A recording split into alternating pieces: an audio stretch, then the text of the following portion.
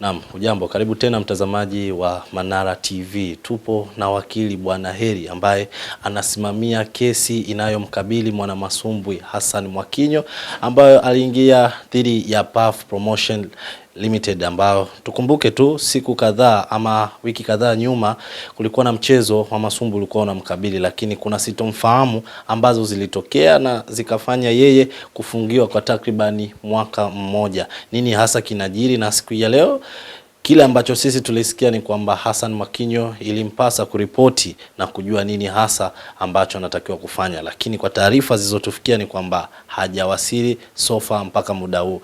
Mimi sio mjuaji sana wa hii swala, wacha nimpe kipaza sauti wakili Bwana Heri ili aweze kutuambia machache kuhusiana na kinachomkabili Hassan Mwakinyo. Karibu sana. Asante sana, nikushukuru. Kwa majina naitwa Heri Kauki. Ninatokea kampuni ya wakili ya Chevron Attorneys. Itakumbukwa wiki 3 zilizopita tulifungua kesi dhidi ya bondia Hassan Mwakinyo ambaye tulimburuza mahakamani kwa kuvunja mkataba wa pambano, na kesi hiyo ilipangwa kwa Mheshimiwa Hakimu Msumi, ambayo ilikuwa imepangwa kimsingi kuja leo tarehe 13 saa 3 asubuhi kwa ajili ya kutajwa kuona kama Bwana Mwakinyo amepokea wito wa mahakama ili aweze kujibu madai yake kwa mujibu wa sheria. Tulifika mbele ya mahakama na tukaiarifu mahakama kwamba wito huo tulipata na tukauwasilisha kule Tanga kwa court process server au mpeleka wito kwa lugha ya Kiswahili, ambaye alifanya kazi nzuri sana. Alimpelekea wito Bwana Mwakinyo. Bwana Mwakinyo akaugomea, ikambidi kisheria au bandike kwenye geti la nyumba anaoishi Bwana Hassan Mwakinyo. Kwa hiyo Bwana Mwakinyo taarifa ya kwamba leo kulikopo na mahakama anayo, lakini kwa sababu anazozijua yeye mwenyewe hakufika mahakamani wala mwakilishi wake. Hivyo tumeiomba mahakama tena, kwa kuwa Mwakinyo ni mtu maarufu, taarifa hii itangazwe kwenye gazeti, na mahakama ilitukubalia ombi letu. Taarifa hii itatangazwa kwenye gazeti la Mwananchi na kesi hii itafika tena kusikilizwa, kutajwa mbele ya Mheshimiwa Hakimu Msumi tarehe 20 mwezi wa 11 saa 3 asubuhi. Ni hayo tu. Pengine sofa nini hasa kinaleta ukakasi kutafuta namna bora ya kusuluhisha katika kile ambacho kinaendelea kati ya Puff Promotion na Hassan Mwakinyo? Ni mapema sana kulizungumzia hilo kuhusu suluhu, kwa sababu kwenye kesi kuna hatua za usuluhishi.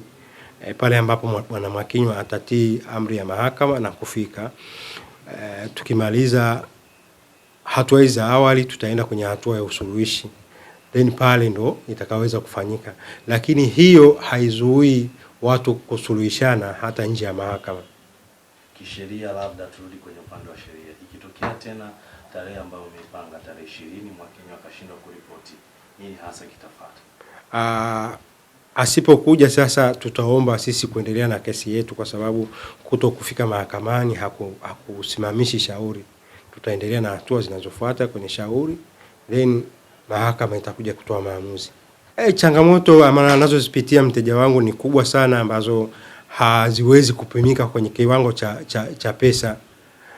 Kwa kuwa itakumbukwa bondia Mwakinyo alizungumza, ningependa sana kuzungumza haya mambo kwa sababu kwa sasa yako mahakamani, lakini moja ya kitu ambacho mteja wangu anakilalamikia ni hicho kuchafuliwa jina lake, ambalo limempelekea yeye kuto kupata kazi kwa mujibu wa taratibu ya shughuli anazozifanya yeye mteja wangu. Na nini hasa Mwakinyo anadai kutoka kwa Puff Promotion? Mwakinyo alidai kwamba Puff Promotion ni watu wababaishaji, hawalipi mabundea, ni watu wababaishaji tu, wapo kubabaishia Tanzania ya ndondi. Kwa hiyo hakupenda kufanya kazi nao. Sasa ndo maana mteja wangu alitupa maelekezo tuende mahakamani ili hayo yaweze kudhibitika. Yakidhibitika mteja wangu atakubali. Akishindwa kudhibitisha, pia sheria zipo zitachukua mkondo wake. Kwa sasa siwezi nikajua kesi itachukua muda gani, kwa sababu kila kesi inaendeshwa kwa mazingira yake. Na kwa sasa, kwa sababu hatujafika kwenye kongamano la awali kuweza tunaita kupanga speed track, hatujafika huko. Kwa hiyo sasa nitakuwa ni mapema sana mimi kuyazungumzia hayo kwamba kesi itachukua muda gani. Sasa hivi sheria zetu ziko vizuri sana. Kwa mfano, ushahidi siku hizi unachukuliwa kwa njia ya maandishi, kwa inarahisisha muda wa mahakama, na wadawa pia kiuchumi wanakuwa wanarahisishwa. Kwa hiyo mimi nafikiri hatua hizo sasa, kwa sasa bado ni mapema sana kuzizungumzia. Hivyo basi ni kushauri ndugu mtangazaji na hata watazamaji, mlipe ile jambo muda kidogo ili mahakama iweze kufanya kazi yake. Nakushukuru sana. Kwenye swala la mkataba, sio tu hata mabondia, hata mikataba mingine ya kawaida, ukishaingia mkataba una wajibu na haki zako. Kwa lazima ulinde vyote viwili. Ulinde wajibu ambao ulioko kimkataba kwako, na ulinde na haki zako zilindwe. Ndio maana kukawepo na makubaliano. Hivyo basi na washauri mabondia, wachezaji, waimbaji, wanavyoingia mkataba wajaribu kusoma na kuuelewa. Kama hawajaelewa, siwe rahisi wao kuingia mkataba. Ukishaingia mkataba ina maana kwamba umejifunga. Nikushukuru sana. Asante, nakushukuru sana.